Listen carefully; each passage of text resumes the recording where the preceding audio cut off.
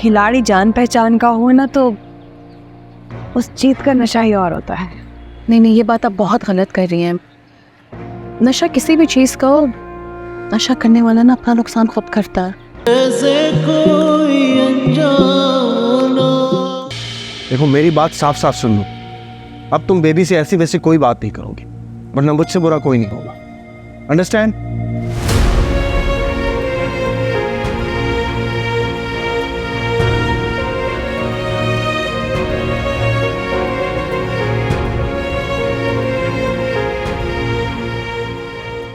अंदाजा नहीं था मुझे कि असजद की बीवी मेरी इतनी बड़ी दुश्मन बन जाएगी।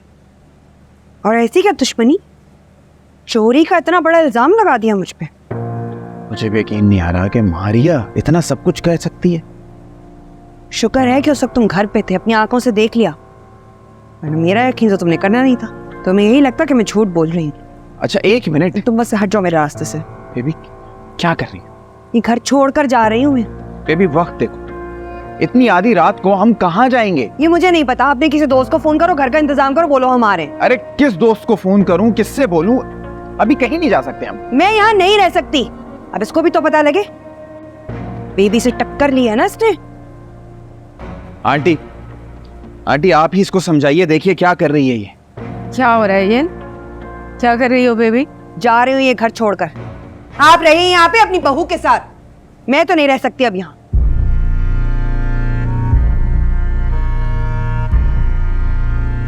देखो अगर तुम्हें जाना है ना, घर छोड़कर तो चली जाओ, मगर यूं नाराज होकर हम जाने नहीं देंगे। ये तो आपकी बहू को मुझ पे चोरी का इतना बड़ा इल्जाम लगाने से पहले सोचना चाहिए था।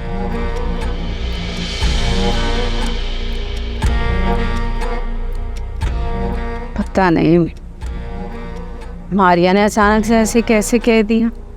पूरी प्लानिंग थी, अचानक अचानक कुछ नहीं हुआ, बस मौका मिल गया उसको।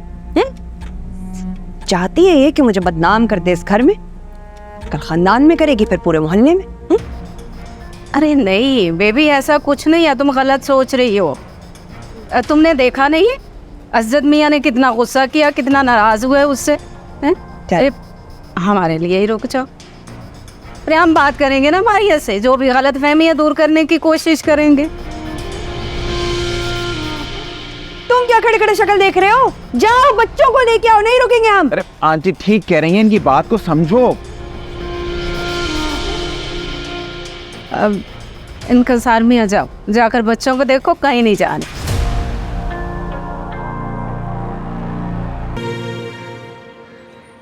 खा के नाश्ता कर लें आप। रुको, इधर आओ। तुम मुझे नाश्ते पे बुलाने आई थी, आप एहसान जताने हैं? ऐसे तुम्हारी खामोशी ना बहुत कुछ बोल रही है।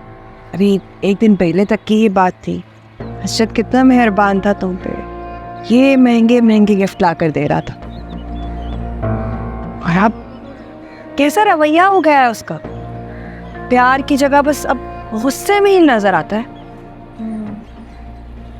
असल में मैं ना बहुत अच्छे तरीके से जान चुकी हूँ कि उनका ये रवैया क्यों हुआ है और इसके पीछे कौन है। वाह भाई, फिर तो गेम खेलने में और मजा आएगा, क्योंकि जब खिलाड़ी जान पहचान का हो ना तो उस जीत का नशा ही और होता है। नहीं नहीं, ये बात आप बहुत गलत कर रही हैं। नशा किसी भी चीज़ का हो, नशा करने वाला ना अपना नुकसान खुद करता है। तुम जानते हो ना, मुझसे जबान लड़ाकर अपना ही नुकसान कर रही हो तुम। क्यों हो गया आपको? आपको मेरी फिक्र करने की कोई ज़रूरत नहीं है, मेरे शौहर है ना।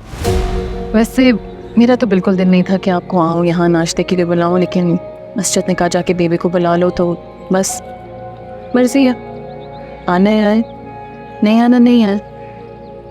तुम्हें भी लगता है मुझे जानती नहीं है। इतने अरसे में मैं आपको बहुत अच्छे तरीके से जान चुकी हूँ, तो इसीलिए आपकी ये ब्लैकमेलिंग और धमकियाँ तो काम नहीं आने वाली हैं। लगता है तुम भूल गई हो कि तुम्हारा कौन सा राज छुपाया हुआ है। मैं कौन सा? वो फहद वाला? क्या बात कर रही हैं आप? देखिए एक ना एक दिन तो रॉस फर्श होना ही है ना, अब कल हो या आज, क्या फर्क पड़ता है?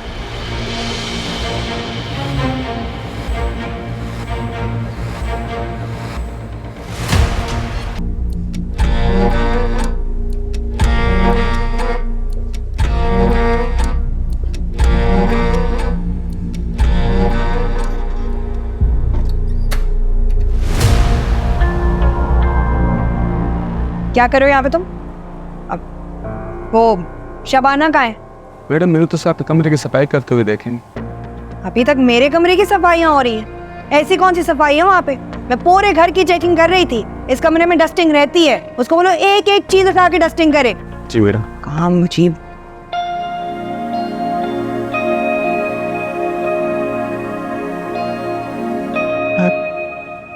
आप तो नहीं देख रहा? अपने आप को चुटकी काट के देख लो तो यकीन आ जाएगा। तुम सच बताओ, ये ख्वाब तो नहीं है? चलो जल्दी से उठ के हाथ मुंह धो के आओ, नाश्ता करो।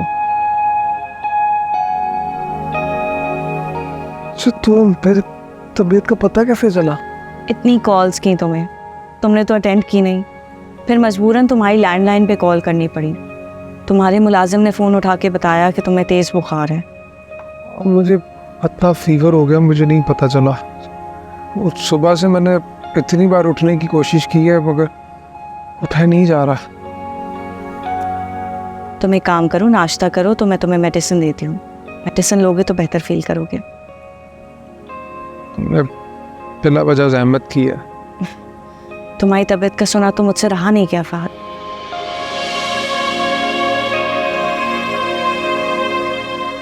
मेरा मतलब है कि तुमने मेरे ऊपर इतना बड़ा एहसान किया, मेरी मदद की, थोड़ा बहुत फर्ज तो मेरा भी बनता है ना।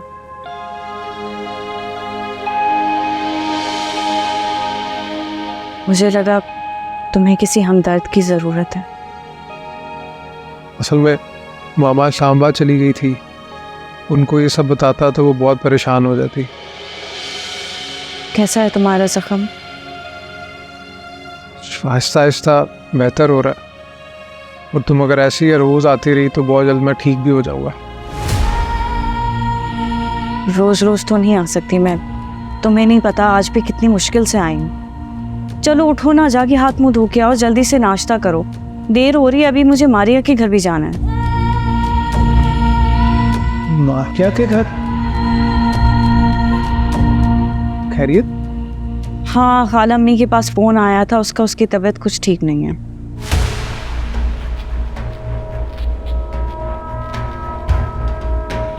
तुम्हें क्या हो गया? यहाँ खड़े क्या सोचने लगे? जाओ ना जल्दी, देर हो रही है।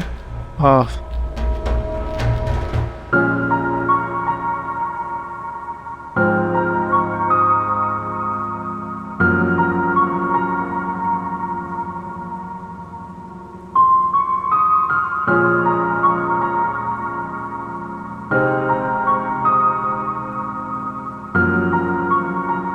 हसचैन, ओ, अंबर से बात हुई तुम्हारी?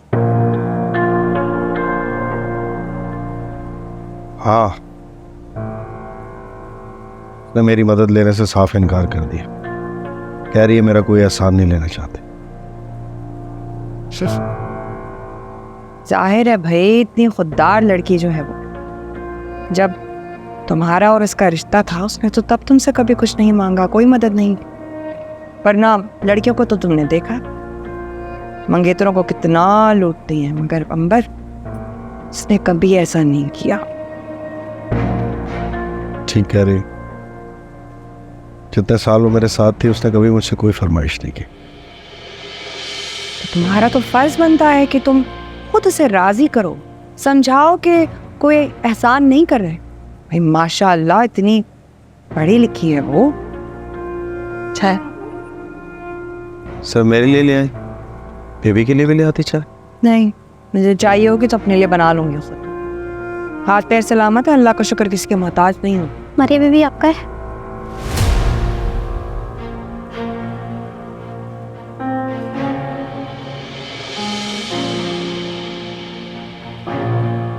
हाँ, ये ये मेरा ब्रेसलेट है, तुम्हें कहाँ से मिला?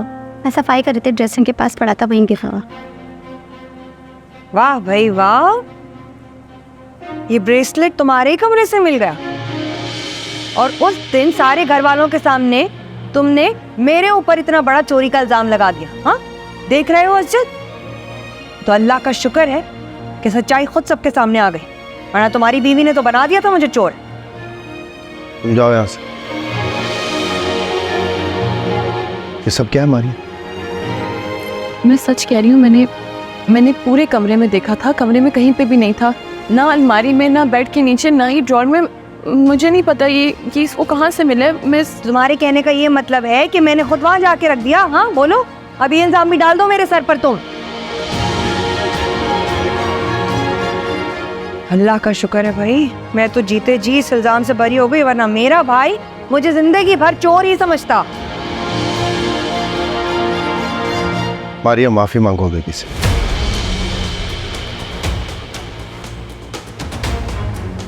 तुमने झूठा इल्जाम लगाया इस पे। किसी इंसान को देखे बगैर इतनी बड़ी बात नहीं करते। सुना नहीं मैंने क्या कहा? माफी मांगो।